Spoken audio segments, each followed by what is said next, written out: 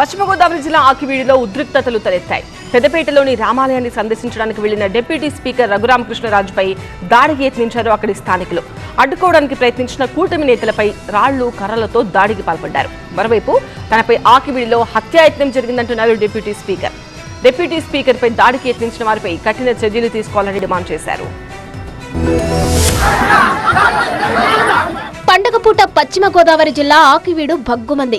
పెదపేటలో శిథిలావస్థకు చేరిన రామాలయం విషయంలో డిప్యూటీ స్పీకర్ రఘురామకృష్ణరాజుకు ఆ ప్రాంతానికి చెందిన ఓ వర్గానికి మధ్య విభేదాలు తలెత్తాయి.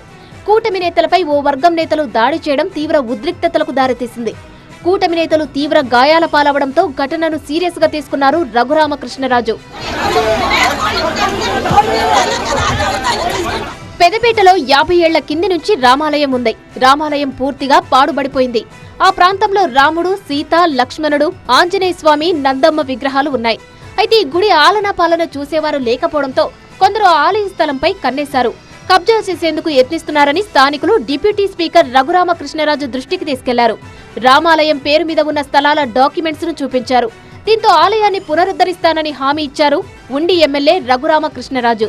అయితే అక్కడ గొంతమ్మ ఆలయం ఉందని వేరే వర్గం వారు చెప్పుకుంటున్నారు. శుక్రవారం రామనవమి సందర్భంగా గుడిని సందర్శించేందుకు వెళ్లిన రఘురామకృష్ణరాజును అడ్డుకున్నారు ఓ వర్గానికి చెందిన స్థానికులు. డిప్యూటీ స్పీకర్ పై దాడికి యత్నించారు. దీంతో అక్కడే ఉన్న స్థానికులు, కూటమి నేతలు రఘురామకు రక్షణగా నిలిచారు. పోలీసులు రఘురామను సురక్షితంగా అక్కడి నుంచి తీసుకెళ్లారు. ఈలోగా కూటమి నేతలపై దాడి చేశారు వేరే వర్గం వాళ్లు. కర్రలు, రాళ్లతో తీవ్రంగా కొట్టారు. గాయపడ్డ వారిని ఆసుపత్రికి తరలించారు. గాయపడ్డ వారిని రఘురామకృష్ణరాజు పరామర్శించారు. కూటమి నేతలపై ప్లాన్ ప్రకారమే దాడి జరిగిందన్నారు డిప్యూటీ స్పీకర్.